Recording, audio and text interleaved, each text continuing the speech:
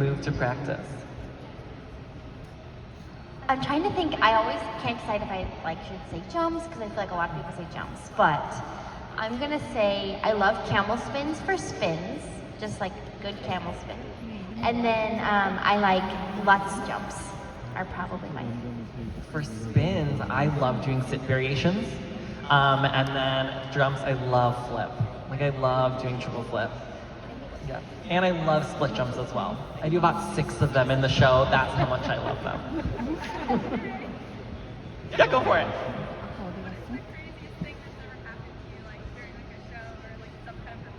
Craziest thing that's ever happened to us during a show or a performance? I'm trying to think. I haven't had a crazy thing happen to me. I've done a crazy thing. Do you know what I mean? And that crazy thing was, I was just talking about it yesterday. I was at a nationals in 2016, and I was like I had a pretty good skate, but I had one fall and it kind of messed up my combination jumps. And so then I was like, I'm gonna make up all my points. So to do that, I just added like a bunch of double toes. Just like 4 of them. I don't know what I was thinking, but I was like, I'm getting extra points. Like in my head, I was like, yes, every time I did one. I was like, okay, I made it back and I finished. And I was like, it wasn't that bad. It was like, you know, big arena full of people, and the response was like, and I was like, why aren't people excited? Like I still did pretty good, even though like I messed up one thing. And then I went back to my coach, and my coach was like, and I was like, oh no. And then it hit me, and then Lots of dashes on that protocol lots of sheet. dashes. I didn't get many points at all for what I did.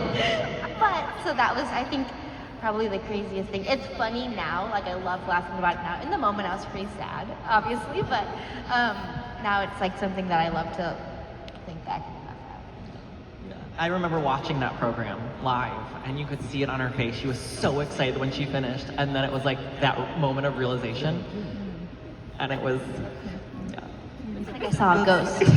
Feel free to go watch it. It's on YouTube. You guys can still see it.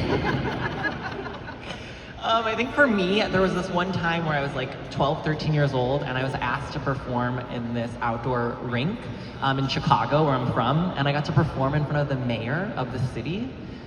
That being said, I was so excited that I like went into like a flying camel, and my stomach was the first thing to hit the ice after I took off. I don't remember what happened after that. I just remember the music ended at some point, and I was bowing, and I got off the ice, and I was just like shocked. I like didn't know what happened, and that for me, like, I'm sure you were still smiling though. I never performed there again. He's never But it done was an cool in the out show. moment. He's never skated outdoors since. Good question. Yeah, that it was was a great fun. I like question. that. Yes. Stopped at the grocery store. But yeah, I don't really. I mean, in a setting like this, it's so cool because it's filled with people who support skating, and so here it feels like, you know, we have that extra support, which is really special. But yeah, I think we have the perfect balance because Yeah. in this setting we can feel like it's really cool, but then we can, you know, go do whatever we want out of skating, and we're just normal.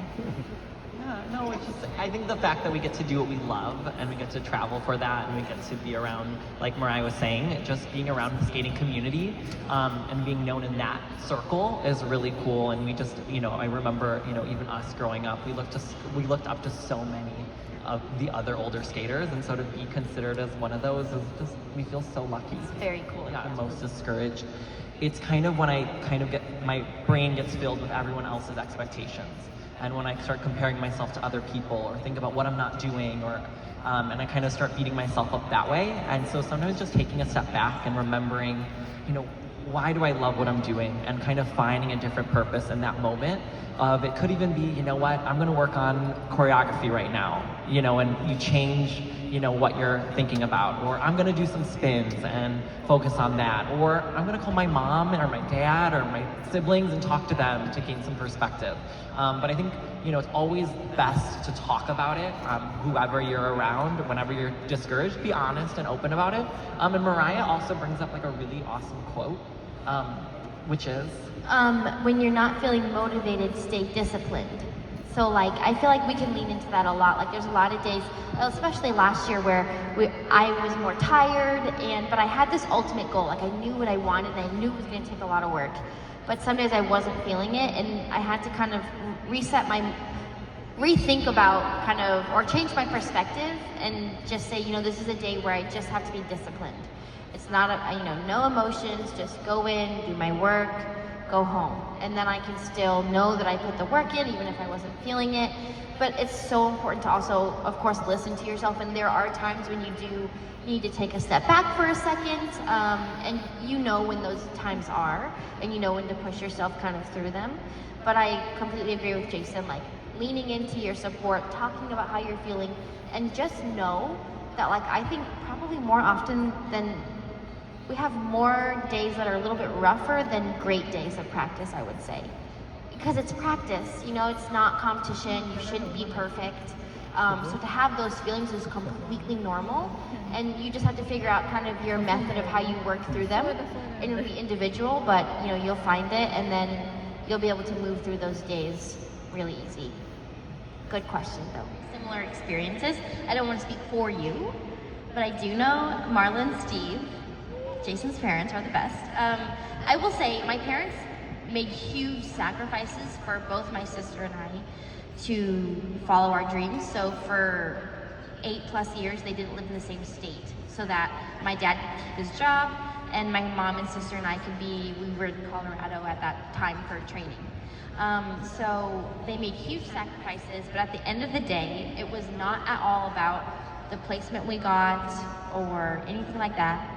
It was, are you putting effort in, and what kind of a person are you? My mom was very adamant that, it didn't matter what place we got. Like when I was like 14, I struggled with like a bad attitude on the ice. Like I would like kick the ice. And my mom just took me out of the ice for like a month. She's like, I don't need you to skate. If it's gonna turn you into somebody that I don't enjoy watching, and that I don't want my daughter to be, then you won't skate. That it was so important for her. She was not at all about, the quality of my jumps or my spins, or, obviously my parents wanted the best, and they gave up a lot to help us achieve that, but it was never to, it was just the priority was the kind of people that my sister and I were, which I have so much respect for my parents for having that mentality. They're just the absolute best. They were very, very motivating and supportive, but my mom was like, I'm not gonna work harder than you, so, we're laying out all the tools, do with them what you want, but, don't kick the ice. Yeah, my parents I think the biggest thing is they were just so supportive. I think they let me drive the bus. I was very intrinsically motivated as a kid, but they were like, if you want to wake up at 5 a.m. to go skate, you're gonna wake us up, and we'll take you, and we'll be there for you. We're not gonna be the people who get up, and kind of drag our kids out of bed. My sister actually skated, and she didn't get up before school, and so that was like when that happened. She finished skating at 5th grade. She was like, I'm not waking up before school, and my parents are like, we're not gonna wake you. So that was kind of like, and I continued, and I was very motivated. But another big thing with my parents, they kind of put these parameters involved that was very important to them, and so they were like, we want to raise you at home. They were very set on, I have 2 other siblings, and we want you in our family to be raised at home, and we want you to graduate from the public school system where I grew up. But they were like, everything outside of that, we are here for you 100%. And so that was a really awesome, for me at least as a kid, it was like, and even for my coaches, it was like, okay, so those are the parameters, let's maximize the best possible training regimen that we can within that. And so it really was an awesome way to work within it. And then I think just they were there. I think that's something that I really appreciate looking back, is even if they always made the effort to be at my competitions, to show up when they could. My parents never watched practice. I had 2 other siblings, so they're always juggling that. But in terms of just like, they were just present when they were with us, and I think that was really special as a kid growing up.